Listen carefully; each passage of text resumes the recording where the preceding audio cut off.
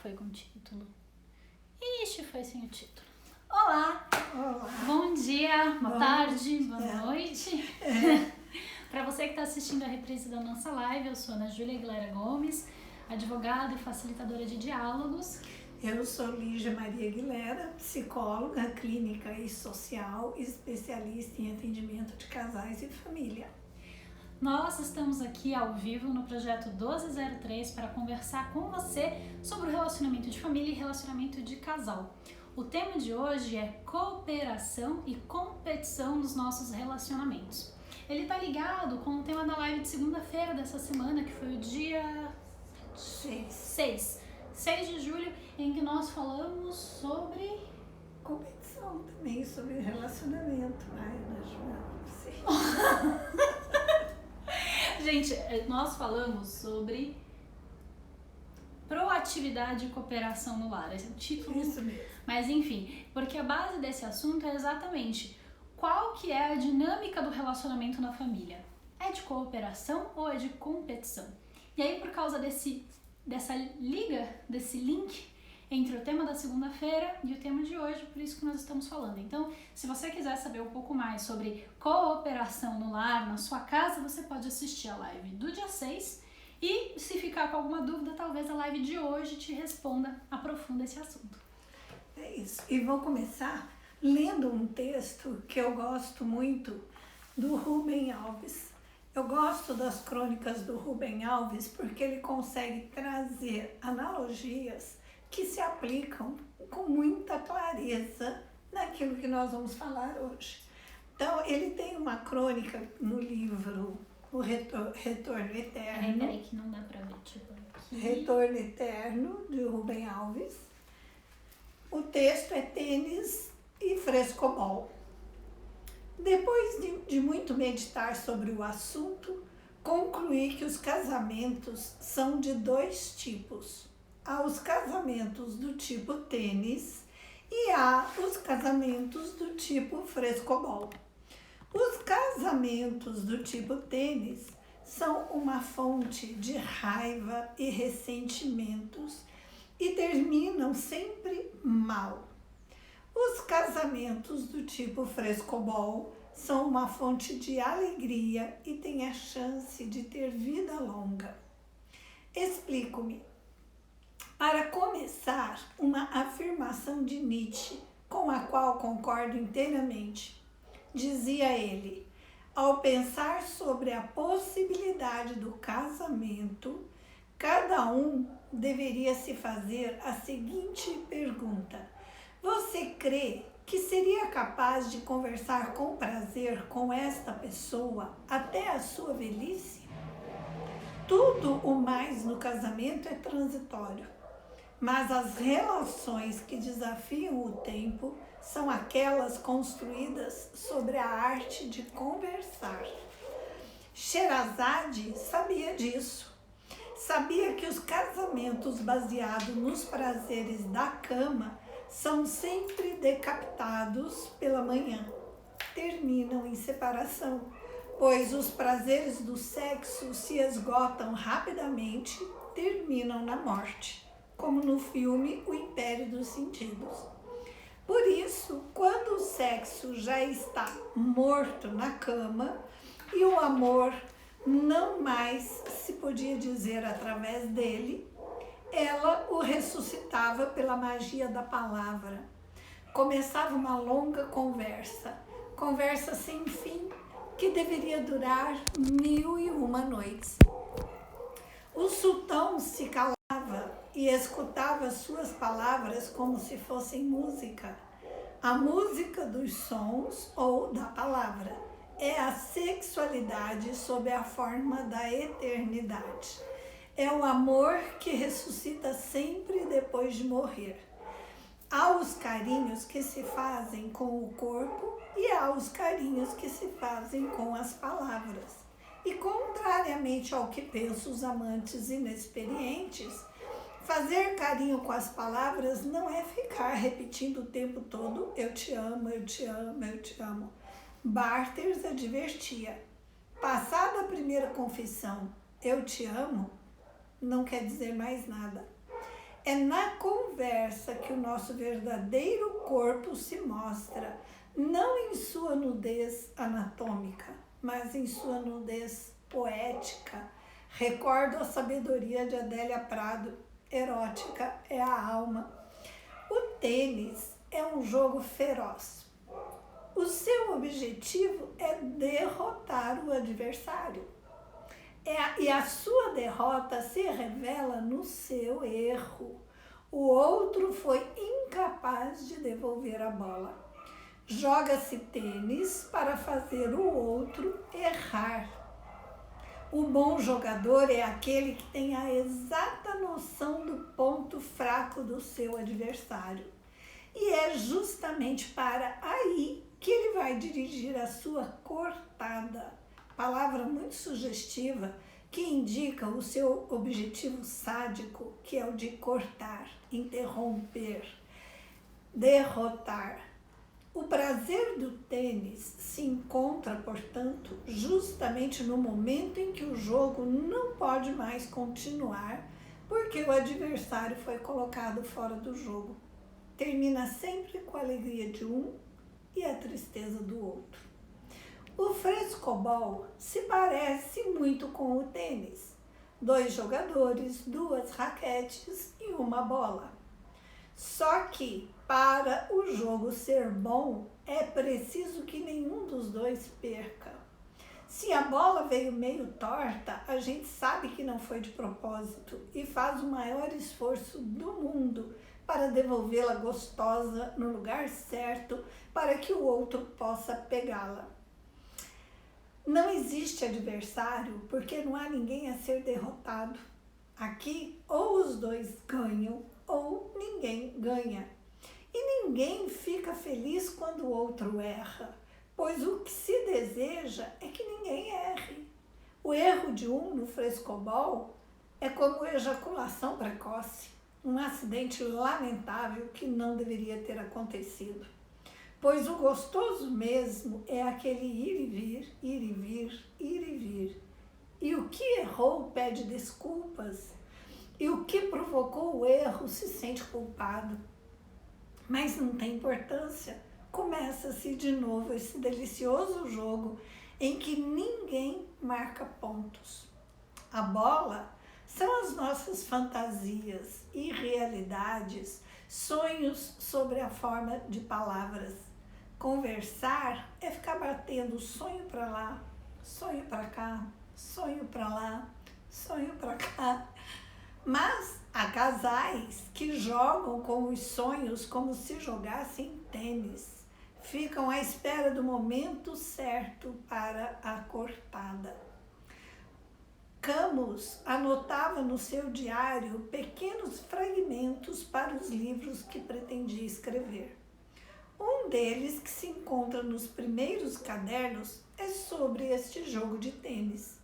Cena: o marido, a mulher, a galeria.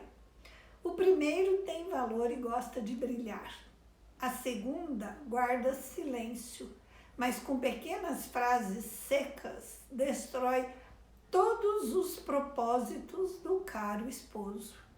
Desta forma, marca constantemente a sua superioridade. O outro domina-se, mas sofre uma humilhação. E é assim que nasce o ódio. Exemplo: com um sorriso, não se faça mais estúpido do que é, meu amigo. A galeria torce e sorri pouco à vontade. Ele cora, aproxima-se dela, beija-lhe as mãos suspirando. Tens razão, minha querida. A situação está salva e o ódio vai aumentando. Tênis é assim. Recebe-se o sonho do outro para destruí-lo, arrebentá-lo como bolha de sabão. O que se busca é ter razão e o que se ganha é o distanciamento. Aqui, quem ganha sempre perde. Já no frescobol é diferente. O sonho do outro é um brinquedo que deve ser preservado, pois se sabe que se é sonho é coisa delicada do coração. O bom ouvinte é aquele que, ao falar, abre espaços para que as bolhas de sabão do outro voem livres. Bola vai, bola vem, cresce o amor, ninguém ganha para que os dois ganhem. E se deseja então que o outro viva sempre, eternamente, para que o jogo nunca tenha fim. Uma crônica linda, né? Maravilhosa. Eu acho essa crônica, além de muito bem escrita, como tudo que o Rubem Alves nos deixou, nos presenteou, ela realmente, em relação aos casamentos, aos relacionamentos a dois, é muito certeiro, né? E como nós somos advindos de uma cultura de guerra, de um paradigma de guerra, de uma comunicação alienante da vida, é comum que as pessoas nem tenham consciência do quanto são competitivas, o quanto cortam o outro, os sonhos do outro, o quanto arrebenta as bolas do outro, até por uma justificativa de senso prático. Temos que ser práticos diante da vida, temos que garantir a sobrevivência, temos que garantir o bom cuidado com a realidade. E aqueles sonhos que não se sonha junto, jamais chega a ser realidade. Por isso estamos aqui hoje, eu e a Ana Júlia, para falarmos sobre competição e cooperação no relacionamento. Mãe, você me emprestou o telefone para poder cronometrar? Daí é assim, gente, o que é a competição, né? A competição é o que o Rubem Alves relata no jogo do tênis, no jogo de tênis. Ou em todos os jogos competitivos onde existem adversários e que um só pode ser o vencedor, é o que vai receber a medalha de ouro. E, infelizmente, por analogia, a gente leva isso para o dia a dia da vida. A gente está sempre competindo, sempre tentando provar que somos o melhor, que sabemos mais, que ganhamos mais, que nos posicionamos de forma melhor, como um processo de autoafirmação, às vezes, e às vezes por realmente acreditarmos de uma forma bastante egóica que somos a primazia do sucesso.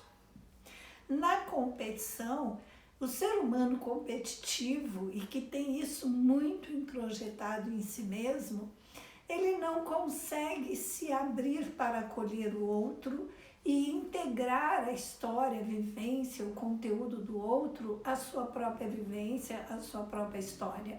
Ele está sempre provando que o outro está errado e ele está certo.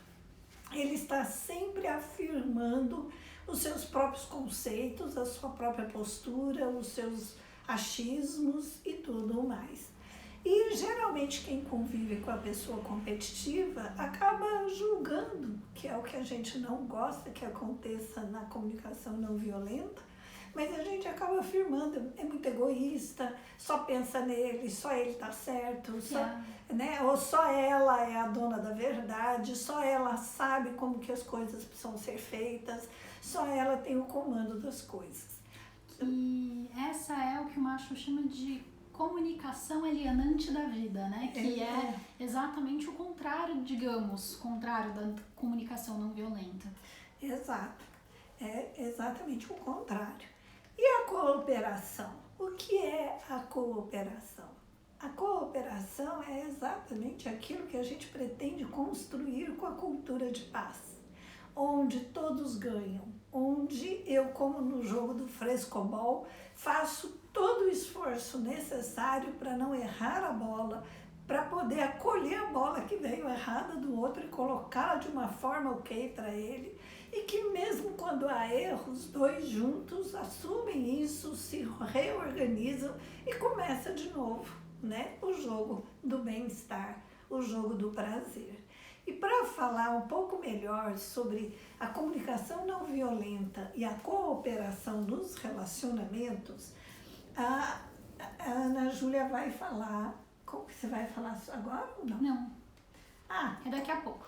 Como identificar, né, nas nossas relações se somos competitivos ou cooperativos? Na verdade, gente, nós somos as duas coisas. Por quê? Porque como o afeto nos aproxima e como todo um interesse de se relacionar faz com que estejamos juntos, obviamente temos algumas áreas e temos alguns aspectos que de fato recebemos a cooperação e proporcionamos a cooperação com o outro. Mas como também somos oriundos de uma cultura de guerra, de uma cultura alienante da vida, com uma comunicação alienante da vida, que é automático em nós e que está impregnado em nós, e é o que realmente a gente pretende desconstruir, traçando novas formas de se comunicar e de se relacionar, acabamos sendo competitivos também, até por uma necessidade de ter valia, de nos validarmos dentro das relações.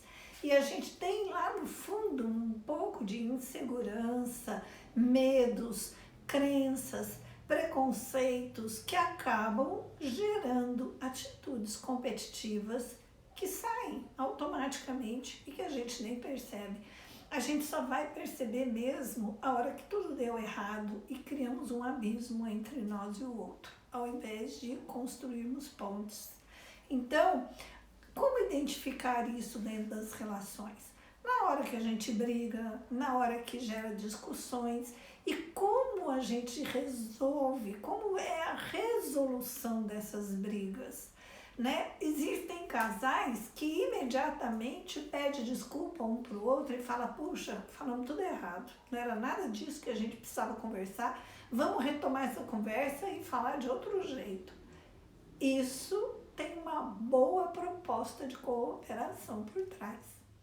Mas quando eu estou firmemente na competição, eu emburro. Passo 2, 3 dias emburrado, uma semana, tem gente que chega a passar um mês, um ano emburrado, porque na competição, aquilo que eu penso é o que tem que valer. Eu preciso ganhar do outro. Então, eu não quero uma resolução para chegar a um acordo, eu quero me impor e o outro também quer se impor. Então é nessa hora que quando acaba em briga, em discussão, as pessoas se afastam e só vão se aproximar novamente quando o clima está propício para não mais abordar este assunto. Mas se por acaso esse assunto for abordado, eu vou insistir na minha posição e eu vou impor aquilo que eu penso. Isso é competição.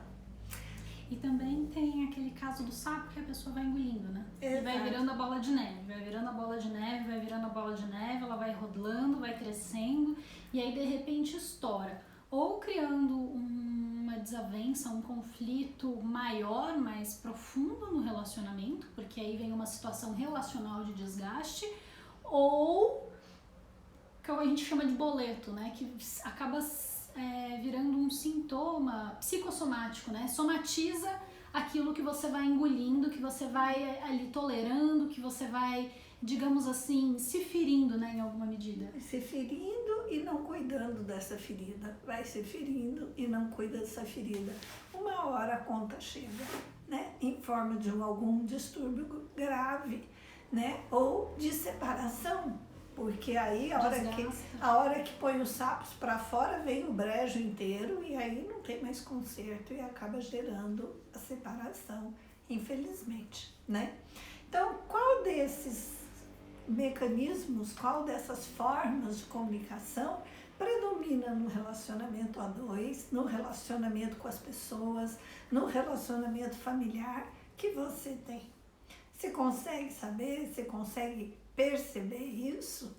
E acho importante tomar essa consciência para ver o quanto a competição, às vezes até tola, uma competição desnecessária, poderia ser evitada e criar as pontes necessárias, a conexão com o outro, que vai nos trazer aconchego, vai nos trazer muito mais bem-estar e satisfação diante da vida, né? Vamos passando adiante. A importância de predominar a cooperação como característica do paradigma da paz no lar. Por quê? Porque a cooperação é o que nos faz bem, é aquilo que nos traz uma série de alívios, né? E de bem-estar. E a Ana Júlia, com base na comunicação não violenta, vai falar para a gente quais a quantidade de coisas que podem ser atendidas pela cooperação. Bom, em primeiro lugar, eu acho que a diferença entre a competição e a cooperação dentro desse aspecto relacional que é fundamental, né, é a conexão e a humanização do outro, né? Na competição eu quero ganhar e às vezes, dependendo do quão competitivo nós somos, e nós tendemos a ter ali, né, algumas pessoas mais, outras menos, uma certa competitividade. A gente tende a querer ganhar a qualquer custo. E aí é aquele que perde o amigo, mas não perde a piada, aquela pessoa que vai estar certa não importa quando, que se eu falei, eu tô sempre certa, ninguém discute. E aí, assim, a gente passa a olhar o outro não como um ser humano, uma pessoa que tem sentimentos, que tem necessidades, que está ali viva do outro lado, recebendo aquilo que eu falo e tendo que lidar com todas aquelas bolas tortas, né, digamos assim, aquelas bolas difíceis de devolver e causando a perda do outro, né? E aí o que isso acontece? O que isso provoca? Além do desgaste, da dor que vai gerando no relacionamento, isso também, para quem ganha, também gera essa desconexão. E veja, é engraçado a gente falar de desconexão com o outro, mas o maior problema da gente se desconectar com o outro não é só eu não estar fazendo bem pro outro, não estar sendo bonitinha, boazinha com a outra pessoa, mas é porque geralmente quando a gente se desconecta do outro, a gente já está desconectado da gente mesmo. Veja, nós não estamos aqui falando de esporte, nós não estamos falando aqui de um concurso ou de uma competição, nós estamos falando de relacionamento humano. Por que você se relaciona? Qual que é o objetivo dos nossos relacionamentos? Eu acho que é um questionamento que cabe a sua pesquisa interna, né? De entender o que você busca nas suas relações. No meu caso, eu procuro sempre aprender, me enriquecer, né? Usar essa pluralidade das pessoas com quem eu me relaciono, que às vezes são muito diferentes de mim, para aprender coisas novas, para olhar a vida com outros olhos. E quando numa relação com pessoas que são diferentes de nós, né? Porque elas vão ser diferentes de nós, mesmo que seja sua mãe, mesmo que seja o seu pai, o seu marido, o seu filho, são pessoas diferentes, nós não somos iguais, não tem dois seres humanos iguais, a gente sempre tem ali alguma diferença, algum tom de cor ali, uma tonalidade diferente na nossa paleta. E aí, quando a gente olha para isso e a gente quer se impor ou como melhor, ou como acima, ou como vencedor, a gente desconecta dessa humanidade. É como se a gente dissesse para a humanidade do outro que ela não é válida, que aquele sentimento não é válido, que aquela necessidade não é válida. Então, dentro do paradigma da paz, da não violência, a gente às vezes olha para a divergência, para o conflito, mas não com essa abordagem de quem ganha e quem perde, mas de o que está faltando aqui. Como que nós dois, nós todos, né, se for com um grupo, podemos todos sair vencedores, como todo mundo pode ganhar.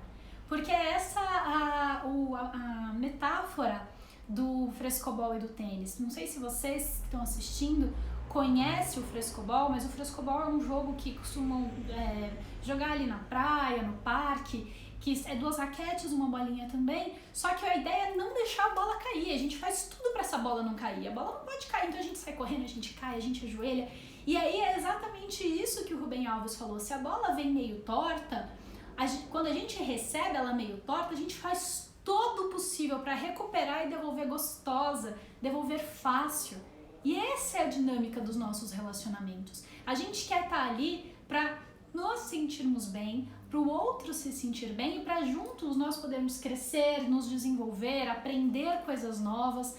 Não é para ganhar, não é uma competição, uma disputa de quem é o ser humano melhor, porque eu acho que essa disputa não tem vencedores, na verdade, né? A gente acaba sempre perdendo a conexão com a gente, a conexão com o outro.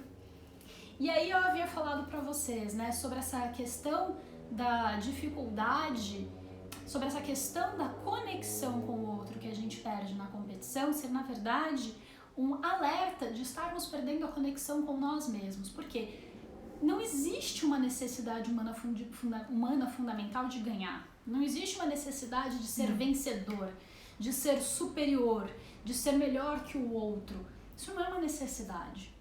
Então, se você está precisando disso, é muito provável que esse ganhar, esse ser vencedor, na verdade, seja uma estratégia. Uma estratégia para você atender uma necessidade realmente fundamental, uma necessidade genuína, uma necessidade efetiva, mas que você nem está sabendo qual é.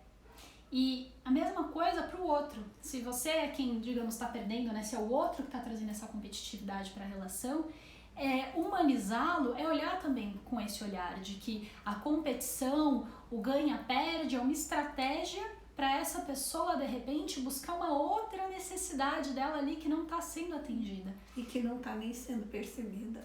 E às vezes pode ser até uma necessidade de atenção. Sim. Que a gente, no nosso paradigma da guerra, que a gente ainda vive, e é muito difícil sair dele, a gente costuma diminuir e menosprezar essa necessidade de atenção, e sempre que alguém precisa dela mais do que a gente está disposto a dar, aí a gente, escurraça, chama de infantil, de carente, a gente ali critica, que é mais uma forma de comunicação alienante, ao invés de entender que a necessidade de cada um é dele, e não nos cabe medir, julgar se está certo ou errado. Nos cabe avaliar, fazer uma avaliação, porque a avaliação também é uma comunicação alienante.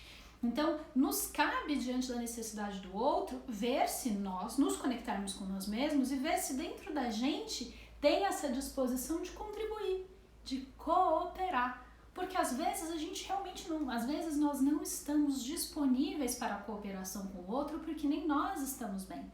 Então é fundamental essa consciência primeiro comigo de eu estou bem, eu estou com espaço ali, com lastro para cooperar com o outro. Então, porque às vezes a gente não tá, e quando nós não estamos, qual que é a atitude fundamental, O que a gente faz? Olha para dentro. A gente fala, eu tô perdido, para onde o caminho começa? O caminho começa sempre para dentro.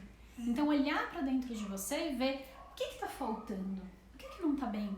E aí a gente pode começar pelos sentimentos, que é sempre um bom caminho, ver como eu me sinto e começar a ligá-los à necessidade.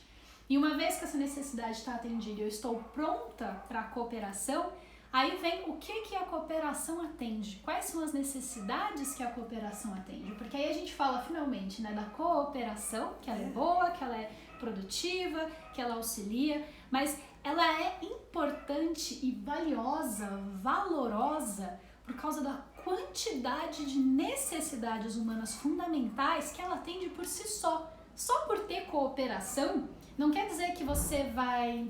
Olha, ainda tem uma aqui que a gente não colocou. Mas não quer dizer que só por ter cooperação você vai ter louça lavada, você vai ter as coisas da casa postas em dia, ou o trabalho fluindo melhor.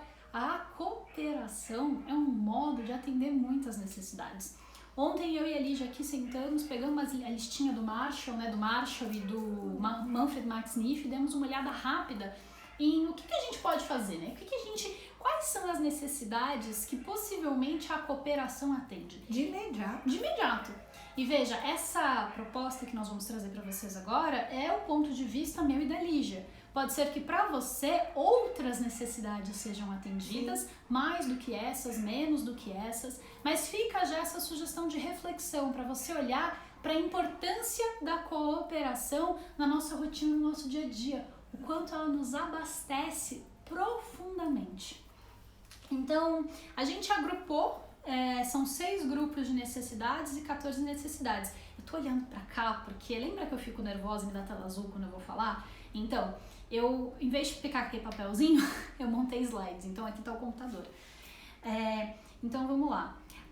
O primeiro grupo de necessidades é os de interdependência, que é essa relação com o outro, porque, veja, nós somos seres sociais, a gente não vive sozinho, nós não somos uma ilha, já dizia, o poeta. E tanto não somos que buscamos estabelecer relacionamentos. A gente nasce dentro do grupo familiar, pai, mãe, irmãos, E depois, quando nos tornamos adultos, buscamos relacionamentos para formar novos grupos, novo agrupamento.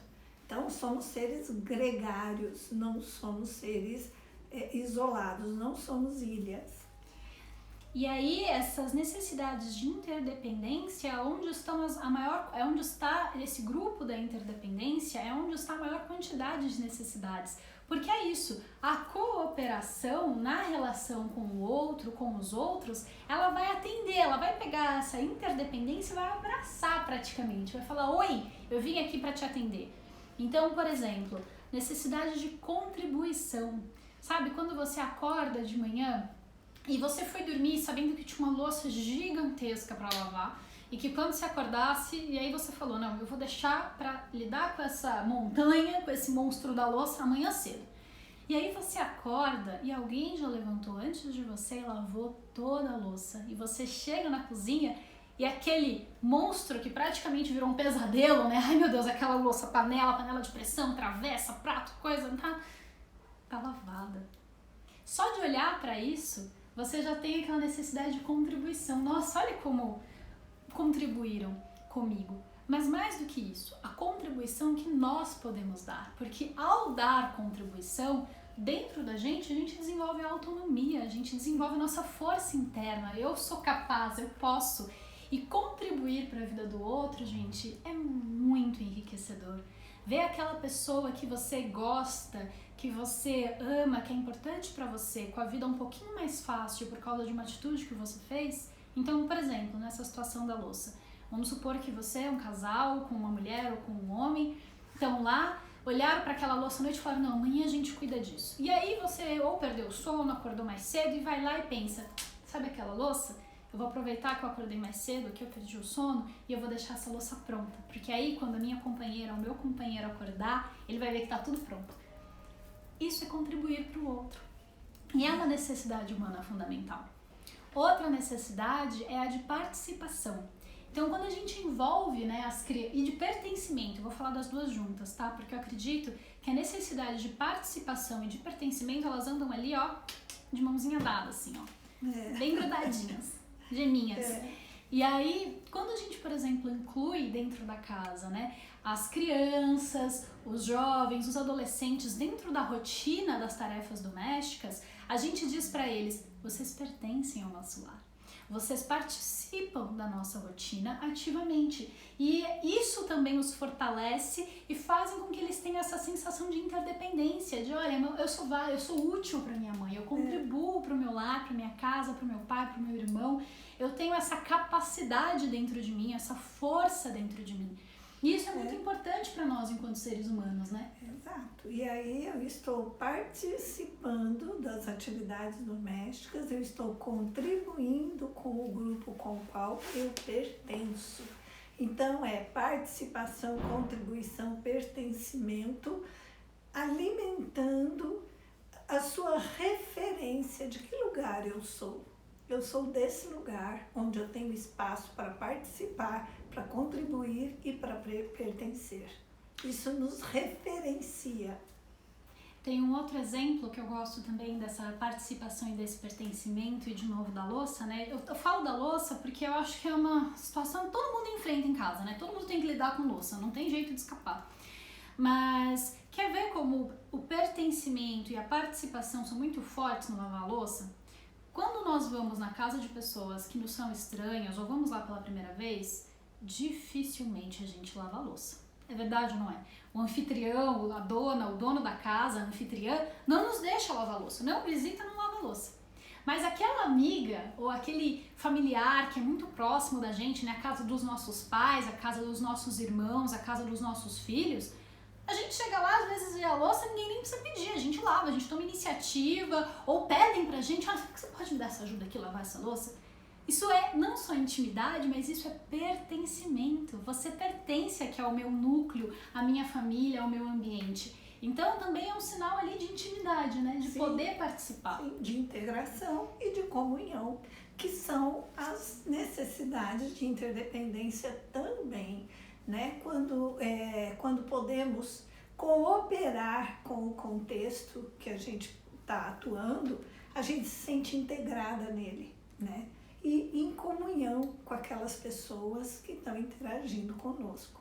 Então, gente, olha, só nesse primeiro grupo, que é um dos 6, a gente atende a necessidade de contribuição, participação, pertencimento, integração e comunhão, que são necessidades humanas universais que todos nós temos constantemente. Então, e aí eu já quero trazer aqui nesse momento uma outra reflexão, um outro ponto de vista sobre essa situação.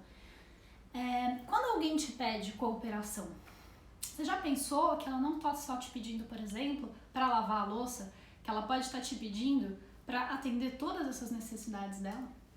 Por trás de um pedido de cooperação está um pedido de me ajuda a atender todas essas necessidades, todas essas, até você, quando você formula, quando você olha e fala, nossa, eu preciso muito de cooperação, você já pensou que tudo isso de necessidade pode estar por trás? Que o que você precisa é contribuição, participação, pertencimento, integração, comunhão com as pessoas que moram com você. Agora a gente entra num segundo grupo também muito importante, né?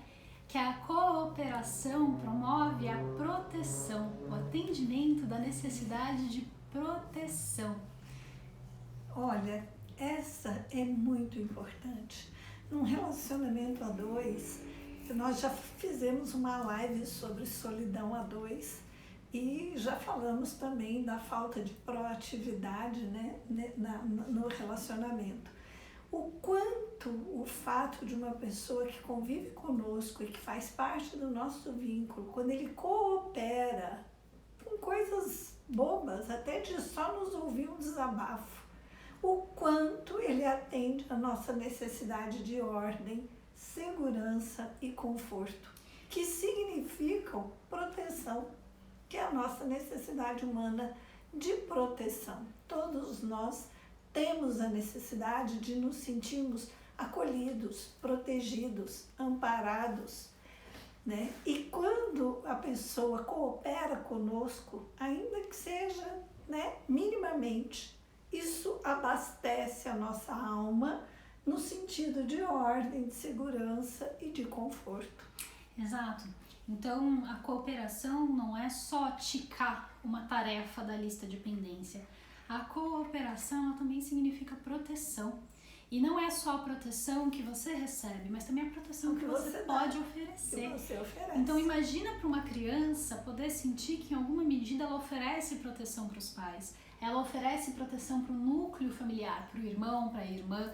Porque não é toda a proteção. Claramente, passar um pano no chão, limpar a mesa depois do almoço, servir a mesa, tirar a mesa, não vai atender toda a sua necessidade de proteção.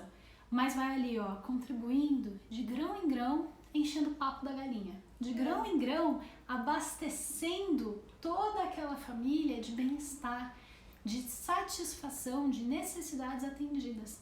Então, quão confortável não é, né? Quando a gente acorda e a mesa do café da manhã tá posta, né? A pessoa acordou antes da gente, preparou todo o café, assou um pãozinho, fez alguma coisa ali, foi na padaria buscar e nos acolhe com todo esse conforto, né? De olha, isso é cooperação e atende a necessidade de conforto nossa.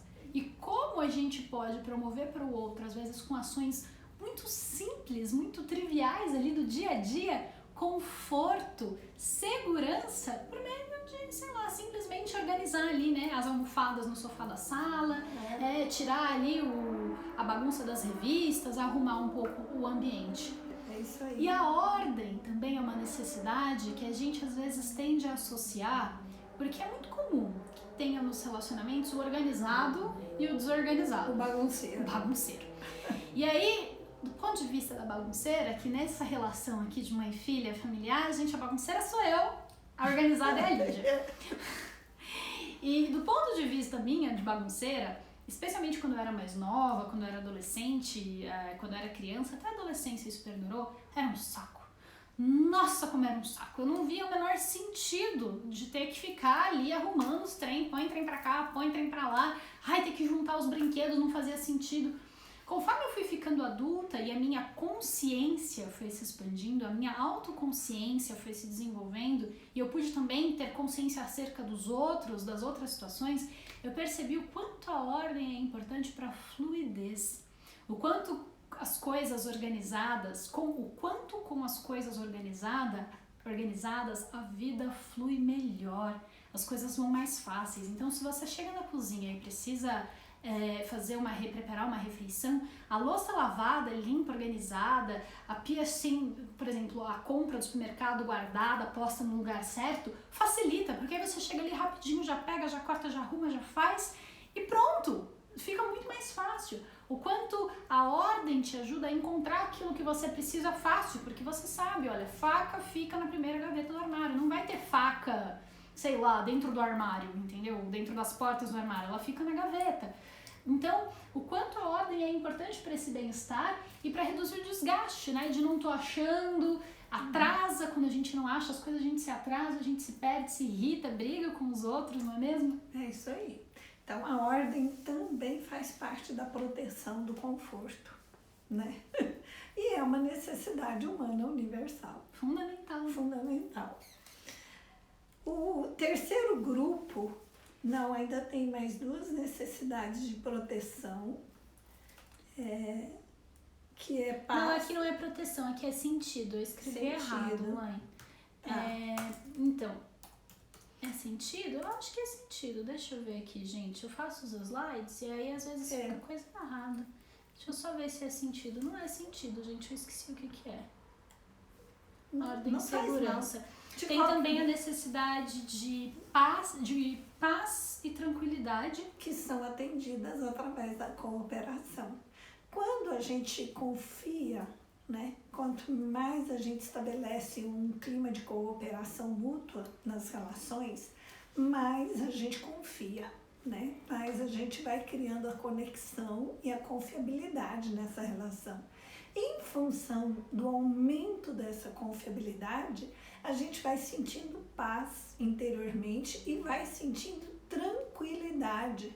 Então, voltar para casa é voltar para um ambiente de paz, é voltar para um ambiente de tranquilidade. Passar muitos dias, muitas horas, muito tempo em casa com as pessoas com as quais eu confio, é também essa sensação de paz, de tranquilidade. Porque eu sei que eu posso confiar na cooperação que se estabeleceu dentro das relações dentro de casa. É isso. Então, é o terceiro grupo. Tem mais 3 grupos de necessidades que são atendidas. Agora a gente entra no grupo da compaixão. A compaixão é muito importante dentro da comunicação não violenta e dentro do paradigma da paz, né? Porque tanto a empatia quanto a compaixão, elas nos conectam com o outro num nível muito profundo.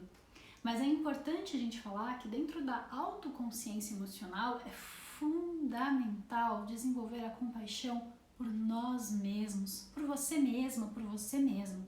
Porque essa compaixão conosco é que começa a nos abastecer para ter compaixão com o outro. E aí as necessidades que a cooperação atende dentro, né, desse grupo são fundamentalmente consideração e respeito. Respeito pelo outro ao cuidar do nosso espaço em comum. Respeito por mim mesma ao cuidar do meu espaço, a manter o meu espaço organizado. Então, a consideração e o respeito são 2 necessidades que são atendidas, tanto quanto eu coopero com o outro e ele se sente considerado e respeitado na humanidade dele, quanto quando alguém coopera comigo, eu também me sinto respeitada e me sinto considerada. Né? Que é o item da necessidade de compaixão. Todos nós somos seres compassivos, mas que a comunicação alienante da vida, que é o jogo de tênis, as cortadas, as provocações para que a gente erre e o outro saia vencedor, as competições, elas nos alienam dessa capacidade humana que todo ser humano tem de sentir compaixão. né? Realmente por isso é alienante, porque nos aliena dessa capacidade que temos de sentir compaixão. E de atender a nossa necessidade de compaixão, porque nós temos, além da capacidade de sentir, de ser compaixão, de atender a compaixão do outro, nós precisamos também que sejam compassivos conosco e de exercer essa compaixão. E quando exercemos a compaixão nas atitudes cooperativas, atendemos a necessidade de consideração e respeito. Olha o quanto é importante, hein, a cooperação. Vamos para a próxima? Parece simples, né? Parece só fazer um negocinho ali, né? Mas no fundo, gente, é ali essencial, fundamental para a saúde do relacionamento. O adolescente que passa a mão no saco do lixo e leva lá fora na rua, olha o tanto de coisa que ele atende. Necessidade de respeito, necessidade de consideração, necessidade de participação, de integração, de contribuição, de paz, de tranquilidade. E não é só dos outros que isso seja importante, são as necessidades dele próprio também, dela própria também. O quarto grupo é o grupo de autonomia, né? Todos nós, quando fazemos uso das nossas competências, das nossas habilidades, das nossas capacidades, nós nos sentimos autoconfiantes e, através da autoconfiança, podemos nos sentir com autonomia, né? Autonomia é tudo aquilo que confere ao nosso estado íntimo de poder ir e vir, de ser capaz de fazermos. É diferente de dependência.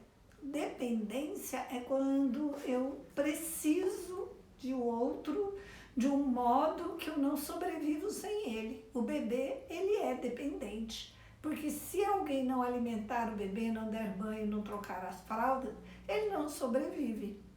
Mas os seres humanos que já têm um certo crescimento, já pode começar a exercitar a autonomia, fazer aquilo que é capaz de fazer, né? De poder ir e vir, de saber ouvir sim e não, e de poder também falar sim e não, e ainda assim se sentir pertencendo, participando, cooperando, interagindo e trazendo todos esses benefícios.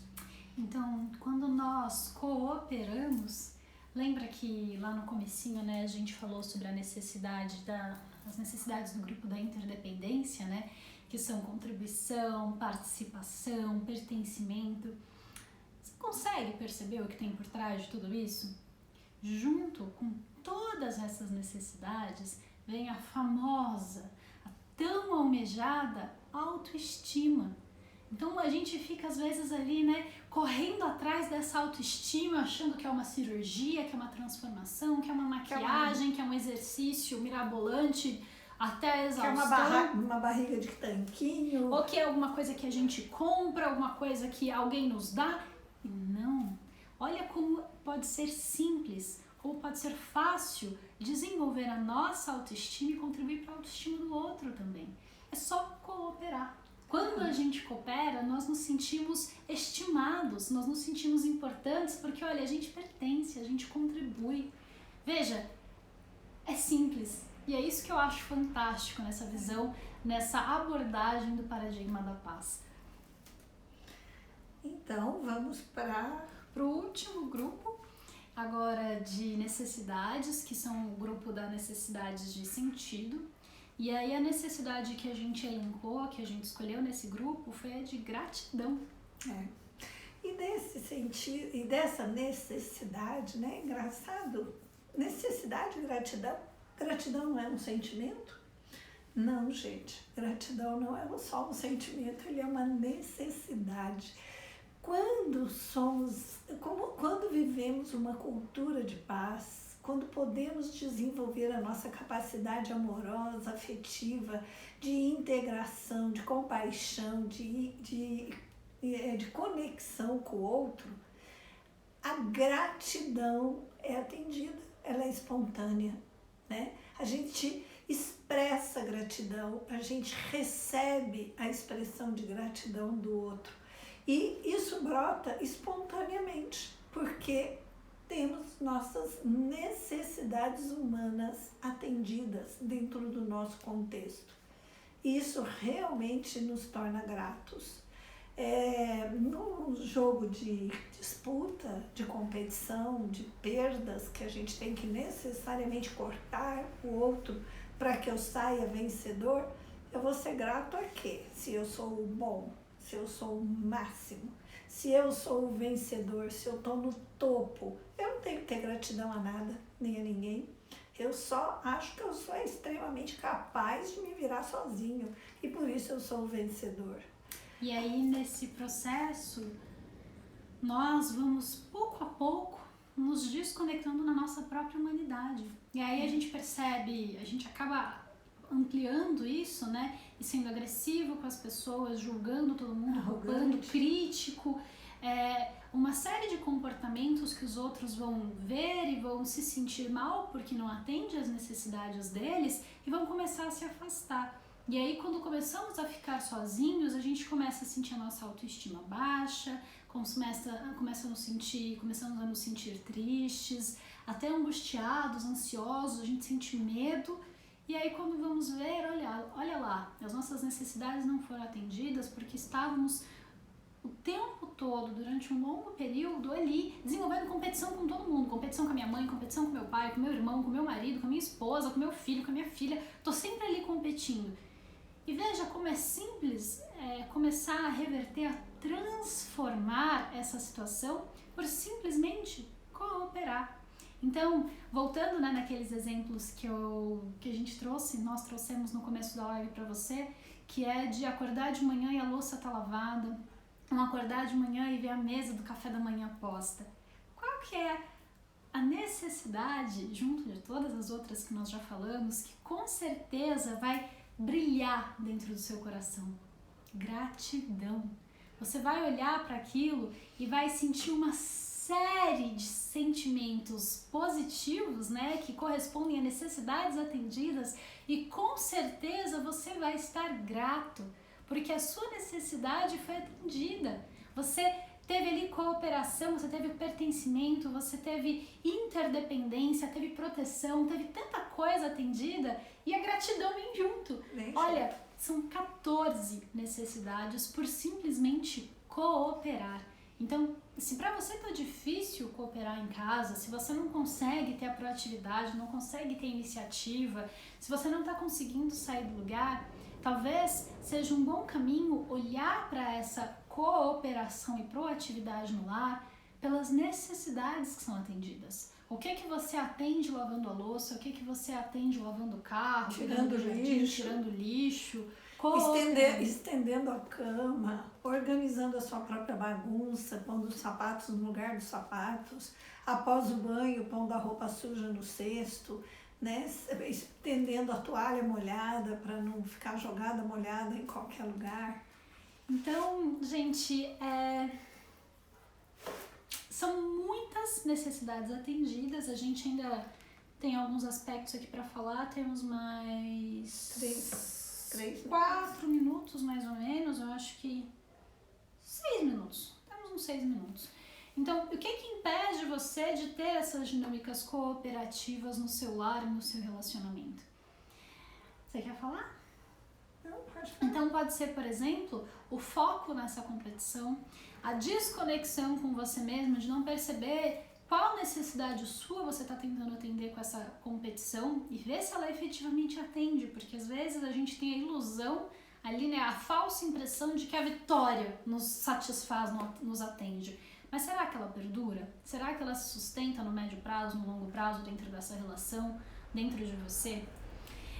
E para a gente começar a desenvolver essa cooperação dentro de casa, a conexão e a comunicação são fundamentais, porque conectados nós entendemos que temos necessidades compartilhadas, porque veja, essa gratidão, essa ordem, esse pertencimento, essa comunhão não são só necessidades humanas universais e fundamentais, minhas ou suas, são nossas. São de todos nós que compartilhamos ali a vida, os momentos, o ambiente doméstico, a casa em que moramos. E aí, como que nós podemos, conectados, atender? E aí começa a vir o processo de comunicação, como que a gente conversa para atender essas necessidades. Então, é olhar para as estratégias, né, e entendê-las, que elas não são, entender que elas não são a única para atender. Sim. Que nós podemos ali ser criativos, sermos flexíveis para desenvolver novas formas de cooperação que atendam a essas necessidades e muitas outras. E aí a gente vai deixar para vocês uma pergunta. Qual o propósito do seu relacionamento?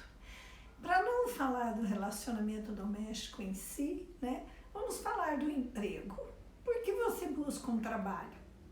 O dinheiro, ele não é uma necessidade humana universal. O dinheiro é uma estratégia para atender necessidades.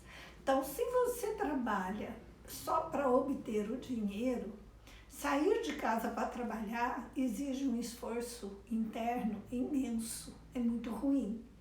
Então, qual o propósito de você buscar o emprego? Você precisa gostar do que você faz. O dinheiro vem como consequência e, como consequência, você atende necessidades. Dentro de um relacionamento doméstico, por que eu busquei um relacionamento? Para não ficar sozinha? O ficar só, se você é uma boa companhia para você, é muito ok, né? Se não, vamos trabalhar isso para poder buscar um relacionamento prazeroso. É só colocar que esse sair para trabalhar é ruim quando a gente não gosta do trabalho e quando a gente gosta demais do ambiente doméstico. Porque a gente encontrou aqui na quarentena muita gente que adorava ir pro trabalho e detesta ficar em casa. E aí é importante ter essa consciência de por que você gosta do trabalho, por que você gosta de ficar em casa, essa autoconsciência emocional daquilo que tá bom e aquilo que não tá, para poder melhorar as coisas. Sim. Então, essa consciência do propósito das nossas relações, daquilo que nós valorizamos na sua relação de casal, na sua relação familiar, nas suas relações profissionais também, é fundamental para que a gente saiba o que a gente está fazendo aqui. Então, tem aspectos que vão sim ser desagradáveis, é inevitável. Dentro da cooperação, do paradigma da paz, da convivência, a gente tem a pluralidade. Humanizar é entender que somos plurais. E aí tem coisa que a gente não vai gostar. Mas se a gente sabe o propósito daquela relação, a gente se fortalece no propósito. A gente foca no propósito e a gente harmoniza os outros aspectos todos. Sim. Por meio da cooperação, do atendimento das necessidades compartilhadas e do nosso bem-estar final, né? Não pontual em relação a um aspecto ou outro. É isso. Bom, gente, a nossa live acabou. A gente não recebeu perguntas hoje, mas estamos aqui muito gratas por toda a participação de vocês, por todo mundo que veio, por todo o carinho. Olha, recebemos mensagens aqui falando que a live estava super legal. Obrigada, gente. Obrigada mesmo.